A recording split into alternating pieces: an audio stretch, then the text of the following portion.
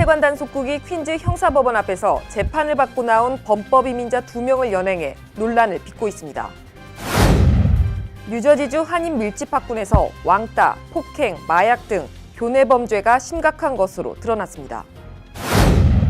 취업 비자 받기가 갈수록 어려워지자 비교적 문턱이 낮은 소액 투자 비자에 관심이 쏠리고 있어 최근 E2 비자 신청이 크게 늘고 있습니다. 재외국민과 외국인들의 한국 건강보험제도 악용 사례가 지속되고 있는 가운데 한국 정부가 제2건강보험공단 설립을 추진하고 있는 것으로 나타났습니다. 가장 오래 현존한 것으로 추정되는 명문 애국가 악보가 뉴욕 한인회 이민사박물관에 기증됐습니다.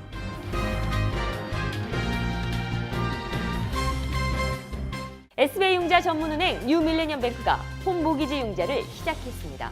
신속한 진행과 간단한 서류로 내 집 마련의 꿈을 앞당겨 드립니다. Member of FDIC and Equal Housing Lender.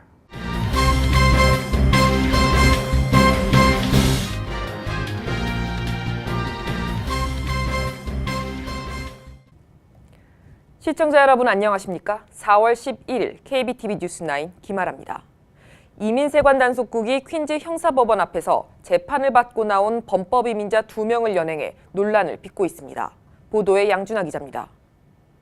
국선 변호인 그룹인 리걸 에이드 소사이어티에 따르면 10일 오후 퀸스 큐 가든에 있는 형사법원 앞에서 이민세관 단속국 요원들이 2명의 이민자를 체포했습니다.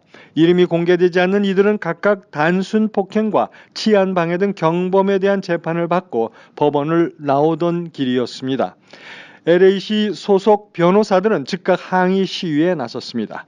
로나 칼린 변호사는 이들은 모두 전과가 없는 초범이었다며 중범죄도 아닌 경범, 그것도 초범인 이민자를 법원 앞에서 연행한 것은 명백한 규정 위반이라고 밝혔습니다. 시위대는 법원은 체류 신분에 상관없이 모든 사람들이 안심하고 방문할 수 있는 장소여야 한다고 전했습니다. KBTV 양준하입니다. 뉴저지주 명문 학군의 하나로 꼽히는 버겐 카운티 테너플라이가 학교 내 무장 보안 요원 배치를 고려 중인 것으로 나타났습니다. 10일 지역 일간지 레코드에 따르면 테너플라이 교육위원회 마크 에론슨 재정위원은 2018에서 2019학년도 교육 예산에 무장 보안 요원 채용 예산 25만 달러를 추가할 것을 제안했습니다. 현재 테너플라이 학군에는 스쿨 리소스 오피서 1명이 근무 중인 가운데 은퇴 경관을 대상으로 채용하는 클래스 3 오피서를 6명 추가 배치하겠다는 계획입니다. SRO 경찰은 지역 경찰서에서 고용하는 시민 경관으로 실제 교내 순찰 활동을 위한 전문 훈련을 받고 업무에 투입됩니다. 하지만 보안 순찰 업무 외에 다른 업무도 담당하고 있어 보안 업무를 전담할 인력이 필요하다는 지적이 나오고 있습니다. 오는 16일 테너플라이 교육위원회 정례회의에서 보안요원 채용 예산안이 논의될 예정인 가운데 로버트 체인벌린 경찰서장은 보안요원 훈련에서부터 유니폼, 방탄조끼, 무전기 등의 장비 구입까지 추가 비용이 지속적으로 발생할 것이라며 예산을 더 늘려야 한다는 입장을 밝혔습니다. 뉴저지주 한인 밀집학군에서 왕따, 폭행, 마약 등 교내 범죄가 심각한 것으로 드러났습니다. 중앙일보에 따르면 주교육국이 최근 발표한 2016에서 2017학년도 학군별 범죄 위반 현황을 분석한 결과 대표적 한인 밀집학군인 포트리의 경우 왕따 피해를 당했다는 신고가 무려 43건에 달했습니다. 특히 포트리는 초중고교에 걸쳐 왕따 피해 신고가 기록돼 학군 전반적으로 왕따 문제가 퍼져 있음을 시사했습니다. 또 포트리에서는 지난해 25건의 폭행 사건과 14건의 마약 관련 위반 행위가 학교 당국에 신고됐습니다. 주변 한인 밀집학군도 교내 범죄 발생이 적지 않습니다. 리치필드는 폭행 사건이 12건이나 발생했고 왕따 신고도 9건이었습니다. 레오니아도 왕따 6건, 폭행 5건, 마약 관련 3건 등이 발생한 것으로 드러났습니다. 뉴저지 전체적으로 왕따 및 학교폭력 근절을 위한 강력한 정책이 시행되고 있지만 교내 안전은 여전히 불안한 상태라는 의미입니다. 교육국은 주 전체적으로 교내 범죄 위반이 증가세라고 밝혔습니다. 특히 마약 관련 위반은 2016에서 2017학년도 3,157건으로 전년보다 4.8% 늘었습니다. 왕따 피해도 6,416건으로 7% 증가했으며 무기 관련 위반도 총 1,093건으로 전년보다 93건 증가했습니다.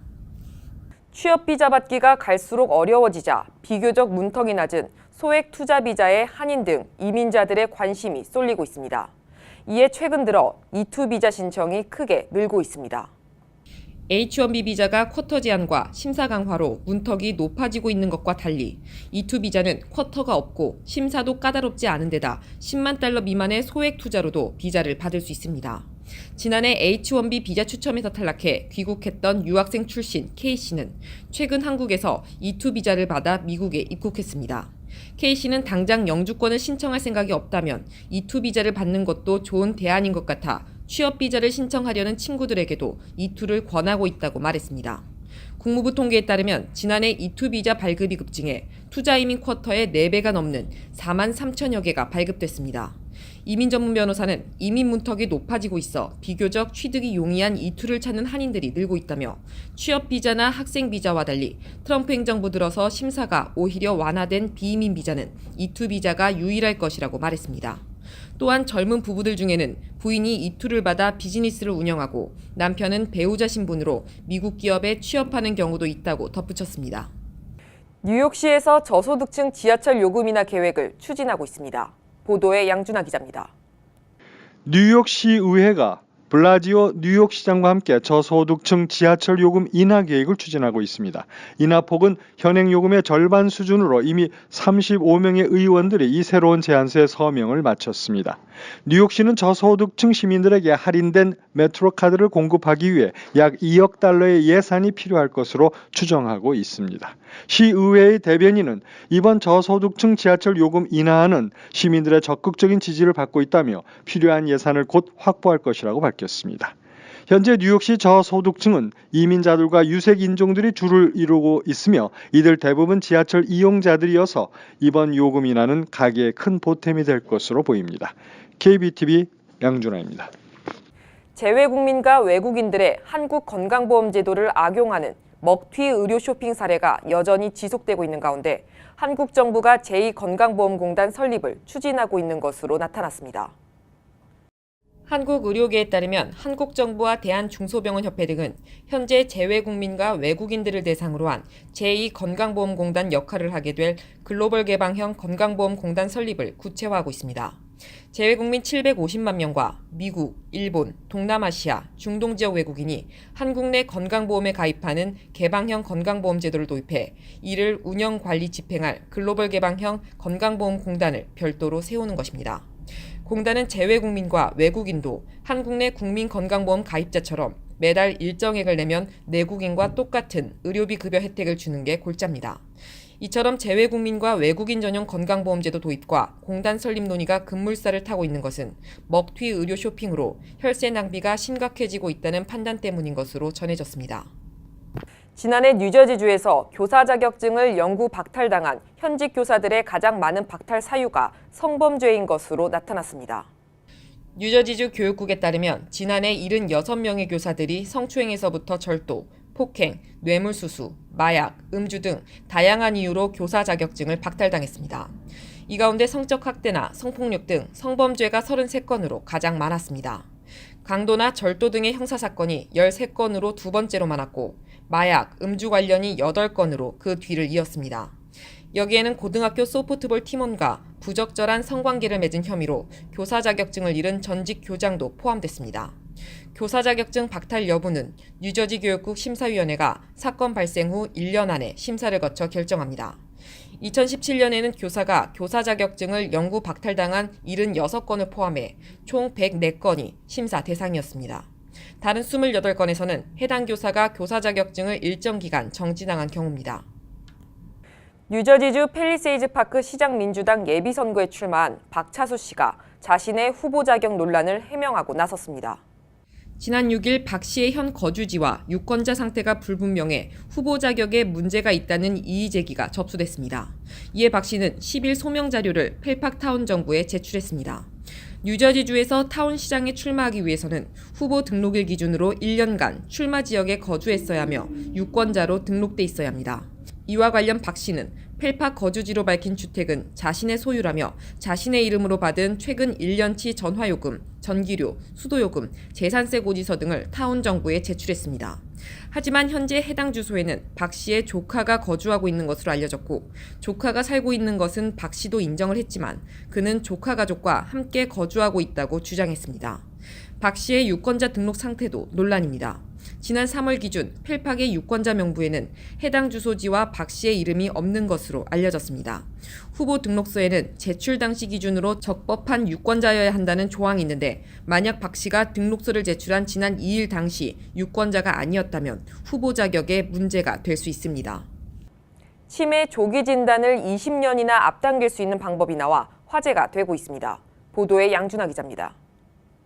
전 세계적으로 치매 환자는 5천만 명에 이른 것으로 추산되고 있습니다. 치매 환자가 날로 증가하고 있는 가운데 치매 연구 과학자들이 현재 치매의 조기 진단을 20년이나 앞당길 수 있는 혁신적인 방법을 제시해 화제가 되고 있습니다.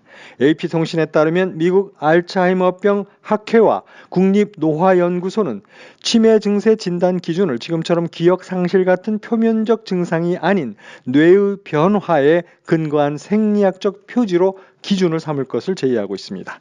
패널은 치매 연구 참고 환자의 선발에서 뇌 스캔 같은 객관적인 치매 진단 기준을 사용하면 치매 진행 과정 중 치료에 도움이 될 수 있다고 설명하고 있습니다.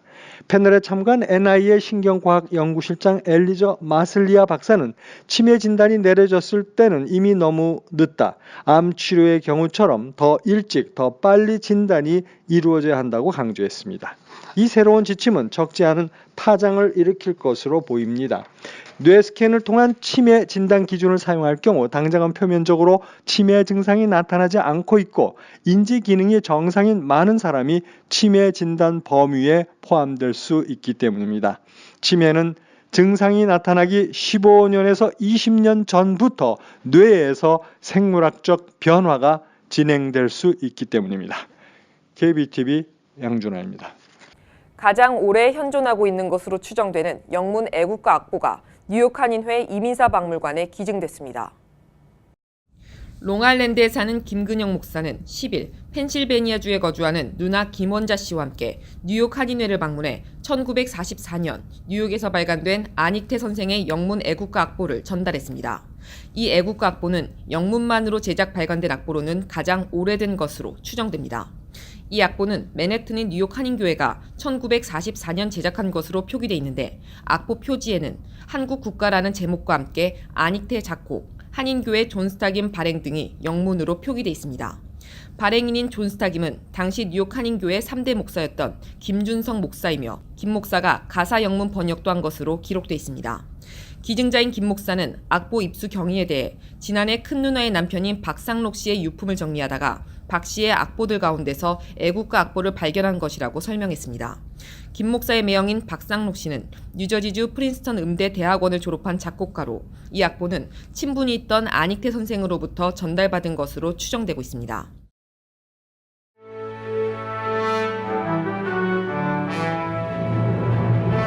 (4월 11일) 사건과 사고입니다. 지난 월요일 밤 뉴저지주 엣지워터 허드슨강 근처에 있는 댄스 학원 2층에서 화재가 발생해 12명 이상의 소녀들이 탈출하는 소동을 벌였습니다. 화재 당시 학원 스튜디오에 있던 소녀들은 건물이 불길에 휩싸이자 고함을 지르며 2층 발코니에서 사다리를 타고 탈출했습니다. 몇몇 소녀들은 발코니에 매달려 아우성치다 바닥으로 뛰어내리기도 했습니다. 구조대원들은 불길이 2층 발코니까지 덮치자 사다리를 타고 2층으로 올라가 댄스학원 창문을 깨고 소녀들의 탈출을 도왔습니다. 마이클 조셉 맥파틀랜드 시장은 이번 화재로 약 15명의 소녀가 경상을 입고 치료를 받았다고 전했습니다. 다행히 사망자는 없었습니다. 뉴저지주 잉그루드에서 10일 오전 남녀 한 쌍에 대한 총격 사건이 발생했습니다. 주경찰은 이날 오전 8시 15분쯤 잉그루드 웨스트 팰리세이드 애비뉴에 있는 다가구 주택에서 남성과 여성에게 총격을 가한 후 도주한 해켄색 거주 용의자 오다리 그린을 체포했다고 발표했습니다. 경찰에 따르면 그린은 총격 후 도주 중 해켄색을 지나던 차량 운전자를 총으로 위협해 차량을 빼앗아 달아난 혐의도 받고 있습니다. 총격 사건 발생 직후 인근 학교들은 즉시 폐쇄됐다가 오전 9시 10분쯤 해제됐습니다. 2명의 총격 피해자들은 해켄색 대학병원으로 이송됐으며 현재 중태지만 생명에는 지장이 없는 것으로 알려졌습니다. 애리조나주 피닉스의 유명 골프장에 경비행기 한 대가 추락해 탑승자 6명 전원이 사망했다고 CNN과 AP통신이 전했습니다. 미 연방항공청은 단발 엔진 파이퍼 PA-24 코만지 비행기가 전날 밤 9시경 TPC 스코츠데일 챔피언십 골프장에 추락했다고 밝혔습니다. 사고 시간 지상에는 사람이 없어 사상자가 나오지 않았습니다. 사고 비행기는 인근 공항에서 이륙한 직후 골프장에 추락했습니다. 와이스톤 브리지에서 40세 남성이 뛰어내려 사망하는 사건이 발생했습니다. 신원이 알려지지 않은 44세의 남성은 10일 오전 7시경 자신의 스바루 차량을 타고 와이스톤 브리지 중간 지점에서 차를 멈춰 세우고 강물 아래로 몸을 던졌습니다. 신고를 받고 출동한 뉴욕시경이 남성을 건져 올려 플러싱 병원으로 후송했으나 이 남성은 오후 8시경 사망 판정을 받았습니다. 뉴욕시 시형 아파트의 납성분 페인트 부실 조사 은폐 의혹으로 사퇴 압력을 받아온 숄라 올라투의 시 주택공사 사장이 끝내 사장직에서 물러납니다. NYCHA는 이날 파라커웨이의 오션베이 아파트에서 올라투의 사장의 사임을 공식 발표했습니다. 올라투의 사장은 지난해 말 시형 아파트의 납성분 페인트 조사 관련 시의회 공청회에 출석해 거짓 증언을 하며 물의를 일으켰고 지속적으로 사임 요구를 받아왔습니다. 한국에서 미국을 포함해 해외 국가로부터 직접 구입한 $1,000 미만의 제품을 반품할 경우 관세를 쉽게 환급받을 수 있게 돼 관련 한인업계도 관심을 보이고 있습니다. 한국관세청은 해외 직접 구입으로 수입한 개인 구매자가 해당 제품에 대해 수출 신고를 하지 못하고 반품한 경우 관세 등 납부 세금 환급이 가능하도록 요건을 완화했다고 9일 밝혔습니다. 이번 요건 완화로 $1,000 이하 물품을 국제우편 등으로 반품할 경우 운송 확인 서류, 반품 확인 서류, 환불 영수증으로도 관세를 돌려받을 수 있게 됐습니다. 뉴욕주가 공립교 컴퓨터 교육 강화에 나섰습니다. 앤드류 쿠오모 주지사는 최근 확정된 2018에서 2019 회계년도 예산에서 공립교 교사들을 대상으로 하는 컴퓨터 교육에 $600만 투자하는 내용이 포함됐다고 9일 밝혔습니다. 이 프로그램은 공립교에서 컴퓨터 과학을 가르치는 교사들을 교육시킨 후 학생들을 가르치도록 하는 내용인데 일정 교육을 이수한 교사들에게는 인증서가 발급됩니다. 뉴욕 주정부가 남녀 임금 격차를 해소하기 위한 대책을 발표했습니다. 앤드류 쿠오모 주지사는 10일 뉴욕주 모든 공공기관과 민간기업 고용주가 구직자의 과거 급여와 보상 이력 확인을 금지하는 새 법안을 추진하겠다고 밝혔습니다. 이는 지난해부터 시행된 행정명령을 토대로 마련된 것으로 고용주 범위가 주정부 기관에서 주 전역 민간기업으로 확대됐습니다. 새 법안은 여성이나 소수계 등 일부 사회계층이 낮은 연봉을 받는 악순환을 끊어 임금 불평등 문제를 완전히 해소하려는 취지로 마련됐습니다. 계속해서 포커스인과 커뮤니티 브리핑이 이어집니다.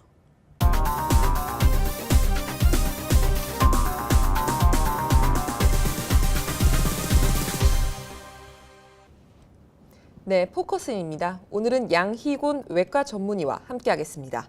안녕하세요. 안녕하세요. 네, 소개 좀 부탁드릴게요. 양희건 외과 전문이고요. 홀리네임 하스피럴의 메디컬 디렉터로 있습니다. 네, 선생님 하면 최소 침륜 수술이라는 게 굉장히 많이 생각이 나고 또 대표적인 수술이라고 제가 들었어요. 네. 이 수술은 어떤 수술인가요? 그 최소 침순율이라는 걸 설명하자면 첫째로 수술이 뭔지를 알아야 되거든요. 수술이라는 것은 사람을 치료를 하기 위해서 저희들이 상처를 내야 돼요. 배를 개복을 할 때.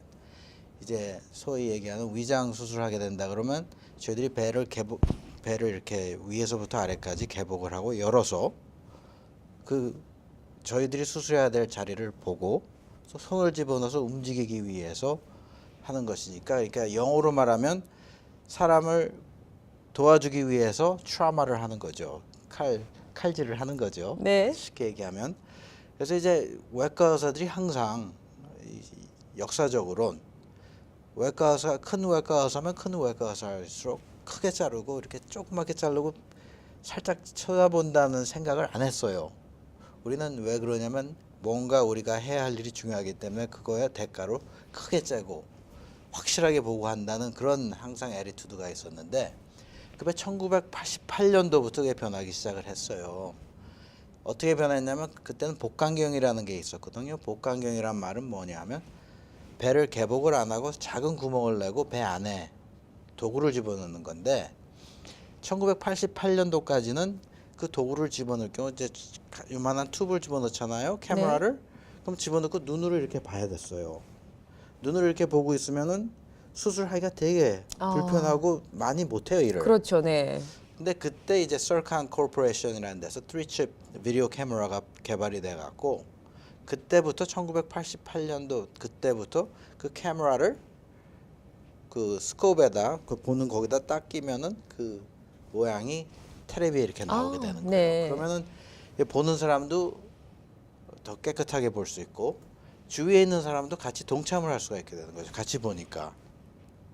그래서 그 수술을 할 때 이제 개복을 안 하고 구멍을 뚫고 할 수 있는 그 기술이 준비가 된 거죠. 네.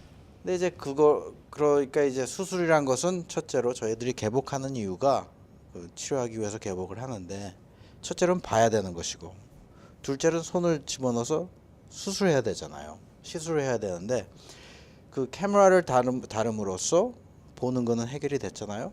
근데 이제 손을 쓰는 대신 작은 구멍을 내서 도구들이 개발이 된 거예요. 쓸 수 있는. 그래서 그 도구들을 안에서 집어넣어서 우리가 하는 수술을 할 수 있게. 그게 1988년도에 불란서에서 필립 모렐하고 무엘이라는 친구가 의사들이 그걸 하고 네. 그게 미국으로 넘어오는 게 1990년도쯤에 넘어왔어요.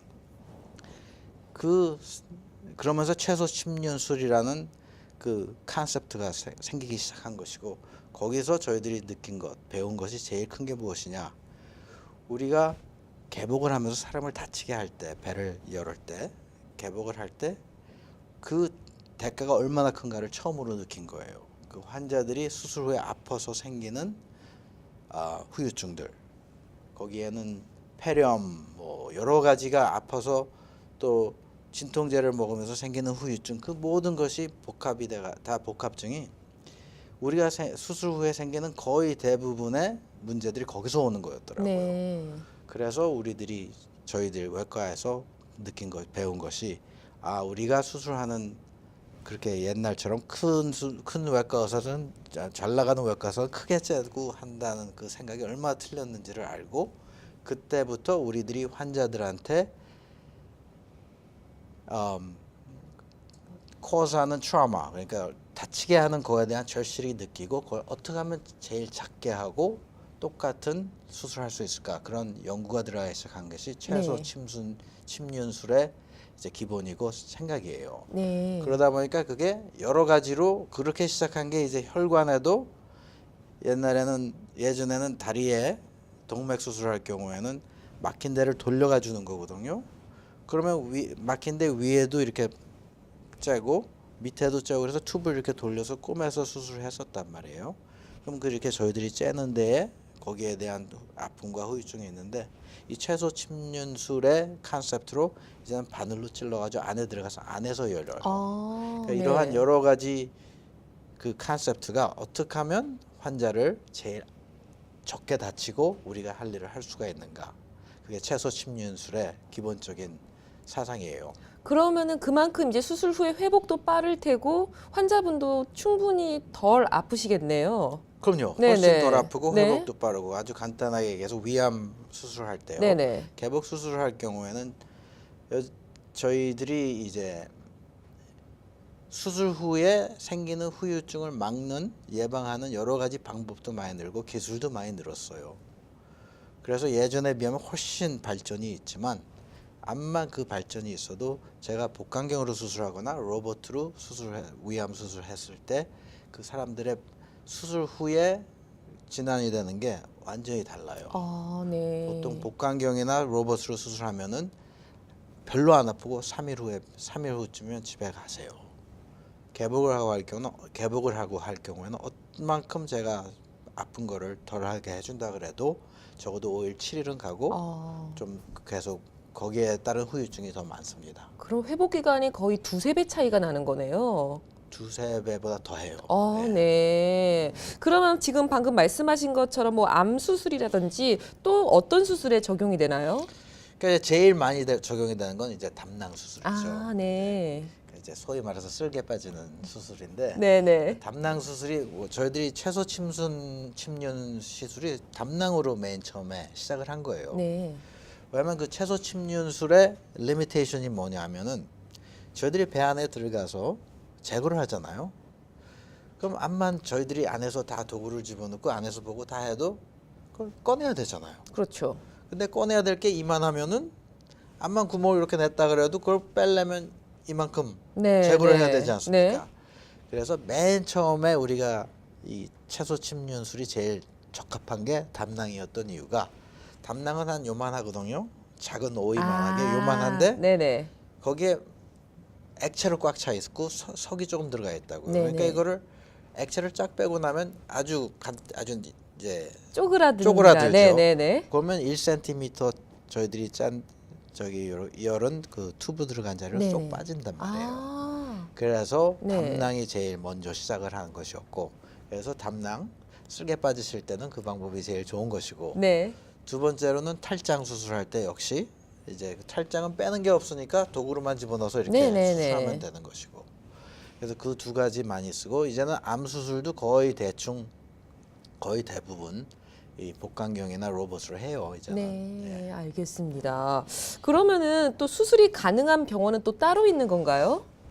저희들이 이제 제가 1994년도에 이 채소 침륜 수술 시작을 아주 개발할 때 이제 펠로십이라는 게 있는데 그게 네네. 뭐냐면은 레지던시 끝나고 이제 더 깊게 공부를 하는 건데 그때 이제 미국에서 시작할 때 제가 처음으로 시작한 사람이에요 그때. 그래서 이제 그때 이 모든 채소 침륜술의 기술을 개발할 때 이제 개발을 하고 그랬었는데 그때 저희들이 그랬어요. 이 채소 침륜술은 워낙 당연히 해야 될 일이고 우리들이 생각하는 외과 의사들의 생각을 바꿔준 것이기 때문에 이 채소 침륜술이 다른 스페셜티가 되는 게 아니라 네. 모든 외과 의사들이 배울 때 이걸 다 배워야 될 것이다. 그래서 우리는 10년이 지나면은 채소 침륜술이라는 그 펠로십이 없어져야 된다. 그렇게 해야지만 그렇게 해야 될 것이다고 생각을 하고 만들었던 거거든요. 네네. 그래서 지금은 다 그렇게 됐어요. 어느 병원이든 다 채소 침륜술 수술을 할 수가 있어요. 아, 네. 예. 다행이네요. 네. 알겠습니다. 저는 이 최소 침륜술이라고 해서 뭔가 굉장히 좀 특별한 수술이라서 가능한 병원이 따로 있는 건 줄 알았어요. 그런데 어떤 병원이든 가능하다는. 근데 이제 다른 건 뭐냐면 네네. 그 기본적인 채소 침순율을 네. 침륜술은 다 할 수가 있지만 이제 위암 수술 같은 거를 이제 복강경이나 로봇으로 할 수 있는 사람은 그렇게 많지 않고요. 아, 그다음에 이제 대장도 많이 해요. 대장암도 네네. 많이 하고 근데 췌장암 같은 거 이제 복강경이나 로봇을 할 수 있는 사람은 그렇게 많지가 않죠. 그러니까 이제 어느 병원이냐가 아니라 어떤 의사 그게 가느냐에 따른 맞네요. 겁니다. 알겠습니다. 네. 그러면 저희가 또 선생님께 더 궁금한 이야기 다음 시간에 이어서 듣고요. 지금 이 시간 여기까지 하겠습니다. 네. 지금까지 양희곤 외과 전문의와 함께 했습니다. 감사합니다. 감사합니다.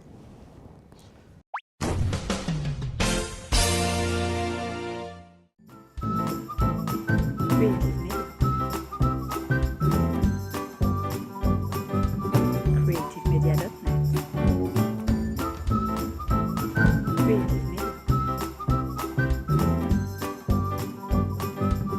creativemedia.net.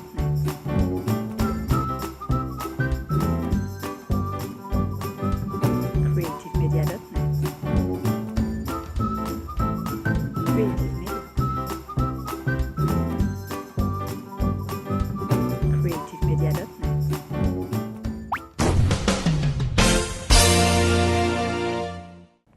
이어지는 순서 환율과 증시입니다.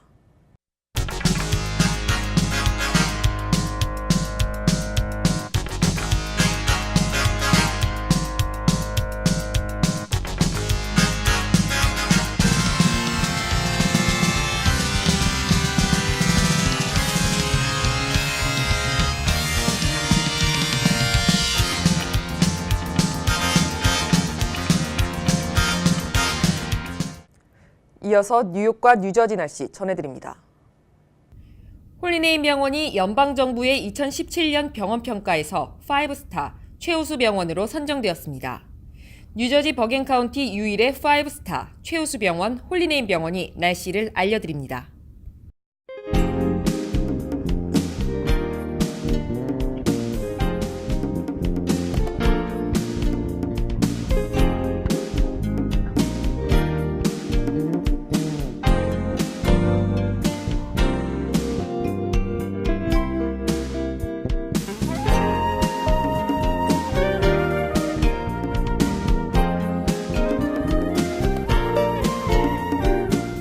건강한 가정, 행복한 한인사회를 위해 함께합니다. 한국인을 아는 병원, 실력 있는 병원, 홀리네임 병원. KBTV 오늘의 날씨는 홀리네임 병원에서 제공합니다. 이상으로 4월 11일 KBTV 뉴스9 모두 마치겠습니다. 오늘도 KBTV 뉴스9과 함께해 주신 시청자 여러분 고맙습니다. 편안한 밤 되십시오. SBI 융자 전문은행 뉴밀레니엄뱅크가 홈모기지 융자를 시작했습니다. 신속한 진행과 간단한 서류로 내 집 마련의 꿈을 앞당겨 드립니다. Member of FDIC and Equal Housing Lender.